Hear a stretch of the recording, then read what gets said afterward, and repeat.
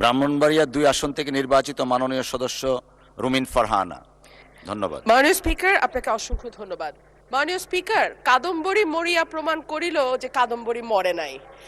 আমাদের তেলের দাম শেষমেশ বৃদ্ধি হইল মাননীয় স্পিকার, কিন্তু তার আগে আমরা দেখলাম কয়েক কিলোমিটার জুড়ে লম্বা লাইন।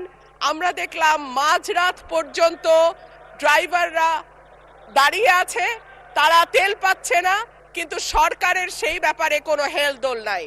আশ্চর্য হয়ে লক্ষ্য করলাম মাননীয় স্পিকার, মন্ত্রীরা যখন সংসদে বক্তব্য দেন তখন তারা অবলীলায় বলেন বাংলাদেশে জ্বালানির কোনো ঘাটতি নাই, কিন্তু মাননীয় স্পিকার যখন তেল নিতে যায় তখন দেখা যায় 3 কিলোমিটার লম্বা লাইন।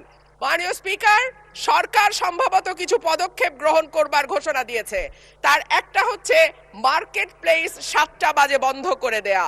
চমৎকার সিদ্ধান্ত মাননীয় স্পিকার, তবে মনে রাখতে হবে কেনা কাটা বা শপিং যেটুকু হয় সেটুকু সন্ধ্যার পরেই হয়, তার আগে হয় না।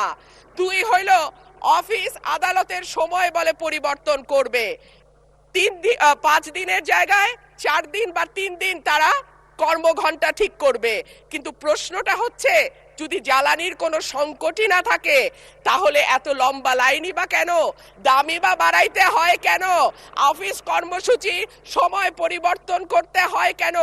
এই প্রশ্নগুলা তো ওঠে মাননীয় স্পিকার। মাননীয় স্পিকার, আপনার মাধ্যমে এই সংসদের কাছে আমি জানতে চাই, জ্বালানি মন্ত্রীরা যখন গণমাধ্যমে কথা বলেন তখন মনে হয় বাংলাদেশে আল্লাহর রহমতে কোনো সংকট নাই।